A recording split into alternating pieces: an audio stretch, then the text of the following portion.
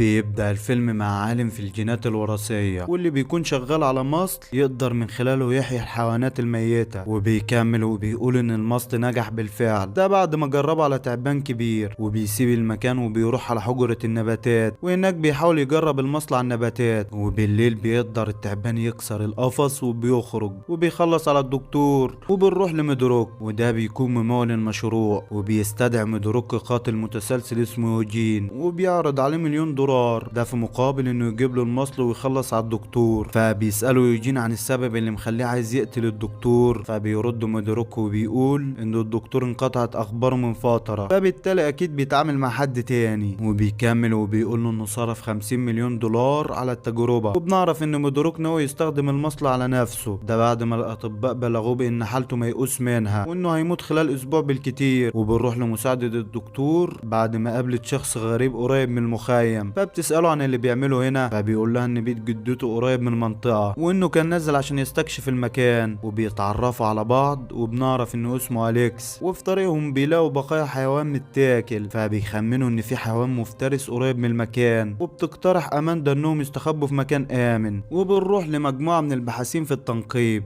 واللي بيكونوا راجعين على المخيم بتاعهم، وبيلاقوا الطريق مسدود. فبيقترح واحد منهم انهم يكملوا الطريق مشي، وبيوافقوا كلهم وبيلموا الاغراض المهمة. وبيطلب سكوت من جاكسون انه يمشي قدامهم عشان يستكشف الطريق، وهم هيلموا الاغراض وهيجوا وراه. وبيتحرك جاكسون قدامهم وبيتحركوا وراه. وبتسمع ويندي صوت غريب، فبتسألهم لو هم سامعين حاجة، فبيقول لها سكوت انها بتتخيل. وبيكملوا مشي. وبنروح لمساعدة الدكتور بعد ما وصلت للمكان اللي الدكتور بيعمل فيه التجارب على النباتات، وبتحاول تدمر المكان. فبيسألها أليكس على اللي بتعمله، فبتقول له انه من الافضل ليهم انهم يدمروا كل ده. وفجأة بيهجم التعبان على الاتنين اللي كانوا معاهم، فبتديله اماندا مسدس وبيهربوا من المكان. وبيدخلوا نفق، وبيدخل التعبان وراهم. وبتطلب اماندا من أليكس ان كل واحد يروح من اتجاه، وبيهاجمها التعبان فبتضرب عليه نار لكنه ما بيتأثرش، فبتهرب لحد ما بيحاصرها التعبان. لكن لحسن الحظ النفق بيقع على التعبان ده بعد ما خبط عمود من عمدان النفق. فبتهرب اماندا وبيقابلها أليكس، وبيحاولوا يخرجوا من النفق. وفي اثناء خروجهم من النفق بتتكسر السلم باماندا وبتقع، فبيغمى عليها. فبيحاول أليكس يفوقها لكنه ما بيعرفش، فبيقول لها انه هيجيب المساعدة في اقرب وقت. وبيسيبها وبيخرج، وما بياخدش باله ان مفاتيح العربية وقعت منه. وبنروح لجاكسون بعد ما وصل المخيم اللي فيه الفرقة الاولى، وبيلاقوا كل اللي في المكان ميتين. فبيرجع لباقي الفريق وبيبلغهم باللي حصل، وبيقول لهم انهم لازم يهربوا من المكان فورا لان اكيد اللي عمل كده لسه موجود في المكان. فبيقولوا سكوت انهم لازم يروحوا المخيم لانهم بعاد عن العربيات والليل دخل عليهم. وبيكملوا وبيقولوا انهم هيبقوا فريسة سهلة لو دخل عليهم الليل وهم في الغابة. فبيقتنع باقي الفريق وبيروح على المخيم، وهناك ما بيلاقوش الجثث اللي شافها جاكسون، وما بيكونوش مصدقين اللي قالوا. وفي حتة تانية بيوصل يوجين مع عصابته وبيبدأوا البحث عن الدكتور. وبنروح لأليكس بعد ما وصل لمكان العربية لكنه ما بيلاقيش المفتاح، فبيقرر ينام في العربية لحد الصبح. وتاني يوم بتفوق أماندا وبتلاقي مفاتيح أليكس جنبها، فبتاخدها وبتبدأ تدور عليه. وبنروح لجاكسون ومجموعته بعد ما قرروا البحث عن الفرقة الأولى، وبيدي جاكسون اللاسلكي لحبيبته، وبيقول لها إنها تقدر تتواصل من خلال اللاسلكي لو حصل أي حاجة.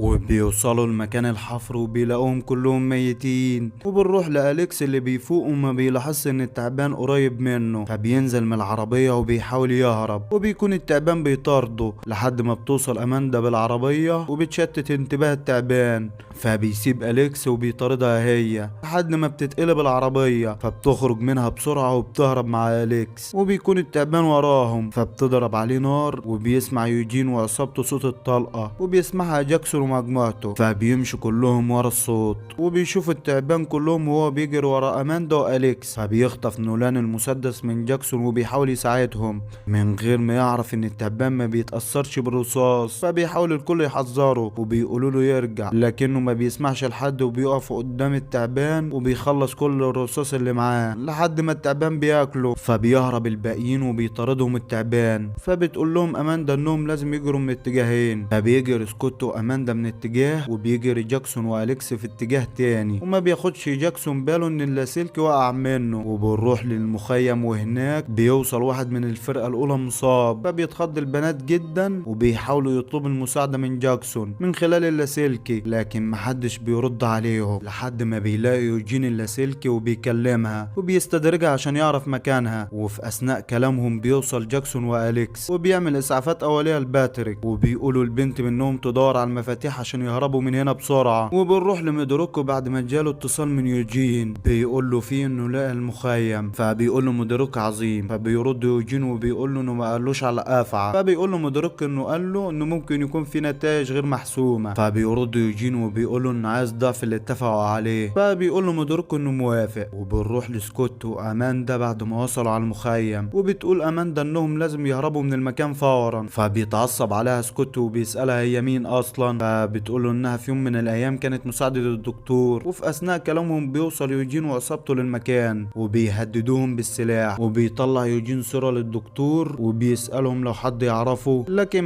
ما بيكونش حد عارفه الا اماندا، وبترفض انها ترد، فبيهددها انه يقتل اليكس، فبتقول له ان ده الدكتور اللي صنع التعبان، فبيسالها عن مكانه، فبتقول له انها كانت بتدور عليه زيه كده، فبيسالها بتدور عليه ليه، فبتقول له عشان يدمر كل اللي صنعه، فبيرد وبيقول لها ولحسن الحظ انه ما عملش كده، فبتقول له انه مش هيقدر يلاقي المصل في وجود التعبان لانهم لو عملوا كده هيموتوا، فبيقول لها بخصوص الموضوع ده انت اللي هتروح وتجيبي لي المصل، فبتقول له انها مش هتعمل كده، فبيقتل باتريك، وبتحاول ويندي تهرب، فبيقتلها هي كمان، وبيهددها انه هيقتل الباقيين لو ما سمعتش كلامه، فبيحاول سكوت يقنعه انهم لو فضلوا هنا هيموتوا كلهم، لكنه بيرفض يسمع له، وبيقول له ان رجالته هتبقى معاهم عشان ما يتوهوش. وبيتحرك سكوت واماندا واتنين من رجاله يوجين عشان يجيبوا المصل، وبيوصلوا البيت اللي كان عايش فيه الدكتور، وبيبداوا يدوروا عليه في كل مكان، وبعد شويه وقت بيلاقوا عينه صغيره من المصل وبيحاولوا يخبوها عن رجاله يوجين، وبيجي الليل وبيهجم التعبان على واحد من رجاله يوجين وبيخلص عليه، وبيحاول التاني يحمي نفسه، فبيستغل سكوت واماندا الفرصه وبيهربوا من المكان وبيستخبوا في كوخ صغير لحد الصبح. وتاني يوم بيصحى سكوت وبيسأل اماندا عن الخطه لكنها ما بتردش عليه، فبيكرر سؤاله مره تانية، فبتزعق له وبتقول له انها بتدرس الخطه، فبيتعصب وبيضرب الحاجات اللي حواليه، وبيقول لها ما ترفعش صوتها عليه تاني، وان هو كمان خسر 3 من اصدقائه. فبتبص اماندا بالصدفه في الحاجات اللي خبطها وبتلاقي فيها المصل، فبيتحركوا فورا على المخيم، وفي الطريق بيقابلهم واحد من رجاله يوجين وبيهددهم بالسلاح، وبيقدر سكوت يضربه، وبيجي التعبان وبيخلص عليه. وفي الطريق بيقول سكوت لاماندا تهرب من اتجاه تاني وهو قايل التعبان، فبترفض تسيبه في الاول، فبيزعق لها وبيقول لها عشان اصدقائه، فبتجري في ناحيه تانية وبيجري التعبان وراه وبيخلص عليه، وبتوصل للعربيه اللي كانت مقلوبه وبتلاقي جيركن بنزين وبتقدر تفجره في بق التعبان لكنه بيتكون تاني. وبنروح على المخيم وهناك بيوصل ميدوروكو وبيتكلم مع يوجين وبيحصل بينهم خلاف، فبيستغل جاكسون الخلاف وبيقدر يطعن يوجين، وبيقول لأليكس ياخد البنت المصابة على العربية، وبيقابلوا واحد تاني من رجالة يوجين وبيكون على وشك انه يقتل جاكسون، لكن اماندا بتوصل في الوقت المناسب وبتخلص عليه. وفي اثناء ما هما بيهربوا بيطلع عليهم ميدوروكو وبيهددهم بالسلاح وبيقول لهم انهم لو ادوا المصل هيسيبهم يمشوا، فبيدوا له المصل وبيهربوا. وبعد ما بياخد ميدوروكو المصل بيهجم عليه التعبان وبيبلعه، وبنروح ليوجين وبنعرف ان يوجين ما ماتش ولسه بيطاردهم، وبيقدر يتعلق في العربيه من ورا لكنهم بياخدوا بالهم فبيضرب عليهم نار، وبيحاول جاكسون يرميه من العربيه. وبتشوف اماندا في المرايه ان التعبان لسه بيطاردهم، فبتخاف على جاكسون وبتحاول تساعده، وبيلاقي جاكسون قنبله في جيب يوجين فبيفعلها وبتقدر اماندا تضربه، وبيقع من العربيه فبياكلوا التعبان وبينفجر جوه التعبان، وبتقدر اماندا والشله يهربوا من الغابه بعد ما خلصوا على التعبان. وبينتهي الفيلم. يا ريت بقى لو عجبك الفيلم ما تنساش تعمل لنا لايك على الفيديو واشتراك في القناه وتفعل زر الجرس عشان يوصلك كل جديد. سلام.